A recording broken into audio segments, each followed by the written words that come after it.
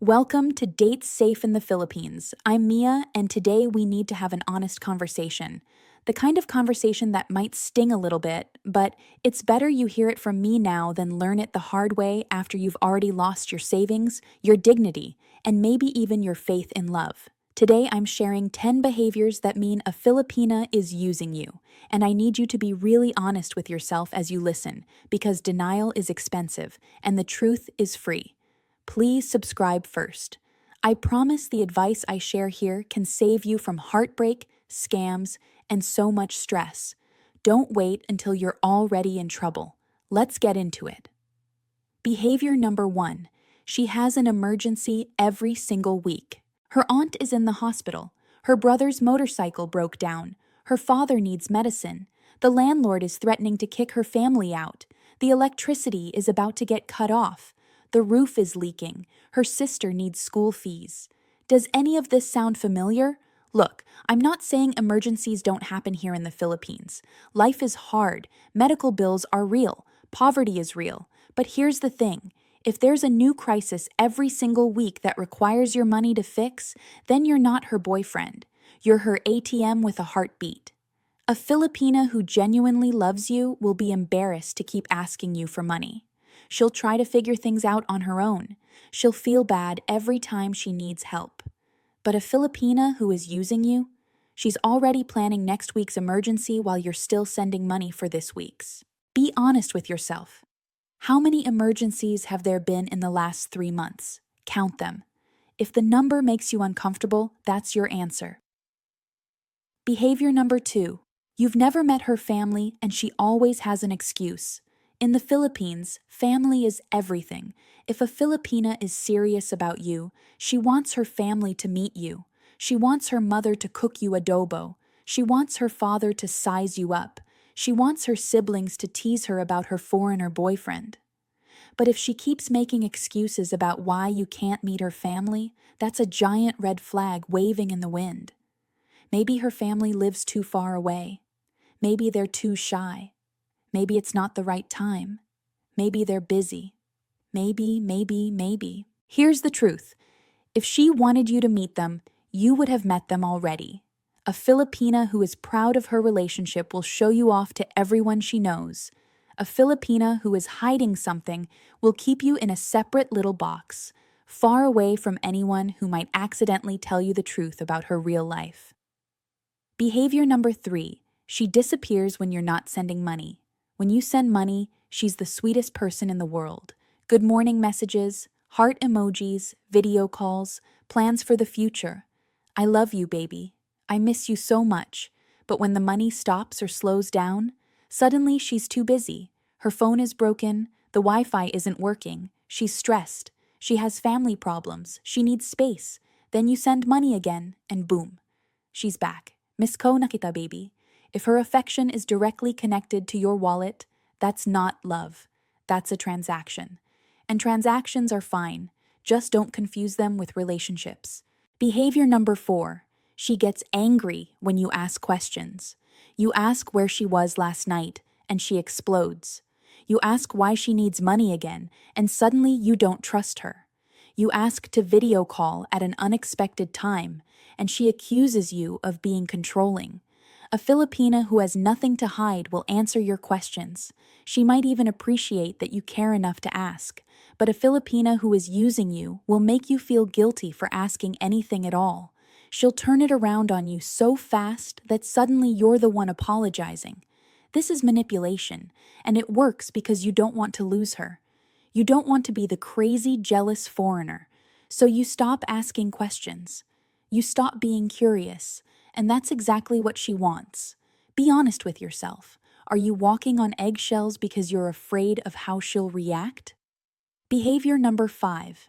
She talks about her ex who was also a foreigner. Oh, he was so generous. He bought me this phone. He paid for my college. He helped my family build their house. He was so good to me. Then why did they break up? Usually the story is that he changed. He became jealous. He stopped trusting her. He became controlling. He left her for no reason. But here's what that story really tells you. There was a foreigner before you who gave her a lot of money, and now she's looking for a replacement. You're not special. You're next in line. And guess what? When she's done with you, she'll tell the next guy the same story about you. He was so generous at first, but then he changed. Behavior number 6. She never asks about your life. When you talk, what does she talk about?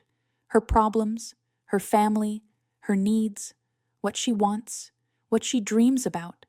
But does she ever ask about your day, your work, your friends, your family, your dreams, your problems? If every conversation is about her and what she needs from you, then you're not in a relationship.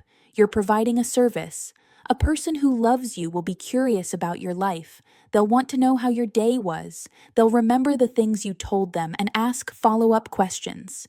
A person who is using you only sees you as a means to an end. Your life is irrelevant except for the part where you send money. Behavior number 7. She rushes commitment but avoids actual commitment. She says, I love you after 2 weeks. She talks about marriage after 1 month. She calls you her husband before you've even met in person. But when you actually try to make plans to meet, suddenly it's complicated. When you talk about visiting her, there's always a reason why now isn't a good time. When you suggest she visit you, she doesn't have a passport, and she needs money to get one. The words say commitment, but the actions say delay. She wants you to feel committed to her, so you keep sending money, but she doesn't actually want to commit to anything that might end the gravy train. Real commitment comes with real plans, real timelines, and real follow-through. Everything else is just words designed to keep you hooked. Behavior number 8. She has a lot of male friends who are also foreigners. Oh, he's just a friend. He's like a brother to me. We just chat sometimes. He's lonely, and I'm just being nice. If she has multiple foreign men in her life who she talks to regularly, then chances are she's running the same game on all of them. You might be the main boyfriend right now, but there are backups waiting. And when you stop being useful, one of those backups will get promoted. This isn't about being jealous or controlling. It's about being realistic. If she has a history of having foreign male friends who help her financially, that's not friendship. That's a business model. Behavior number 9. She makes you feel guilty for wanting accountability. You want to see receipts for the hospital bill? Why don't you trust me? You want to video call to see her house? Why are you checking on me? You want to know exactly where the money went? You think I'm a liar? A Filipina who is being honest with you will understand that you're sending money across the world to someone you might have never met in person. She'll understand that trust needs to be built. She'll happily show you proof because she has nothing to hide. But a Filipina who is using you will weaponize your desire for accountability. She'll make you feel like a bad person for wanting to know the truth. And eventually, you'll stop asking because it's easier to send the money and believe the fantasy than to face the reality. Behavior number 10. Your gut is screaming at you, but you're ignoring it. Here's the most important one. Deep down, you probably already know. Something feels off.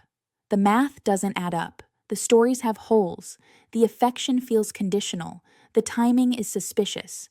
But you ignore it because you want it to be real. You've invested time, money, and emotion.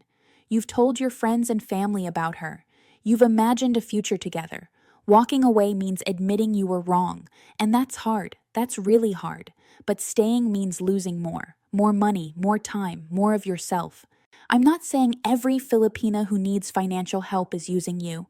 I'm not saying you should be paranoid and cold and assume the worst about everyone. What I'm saying is that you need to be honest with yourself. Look at the patterns. Look at the behaviors. Listen to your gut. If she loves you, she'll still love you when you set boundaries. If she leaves when the money stops, then the money was the point all along. Let me finish by saying this. There are millions of good, honest, loving Filipinas who would make amazing partners. Women who will love you for who you are, not what you can provide. Women who will be your teammate, not your dependent. But to find them, you need to be smart. You need to recognize the warning signs.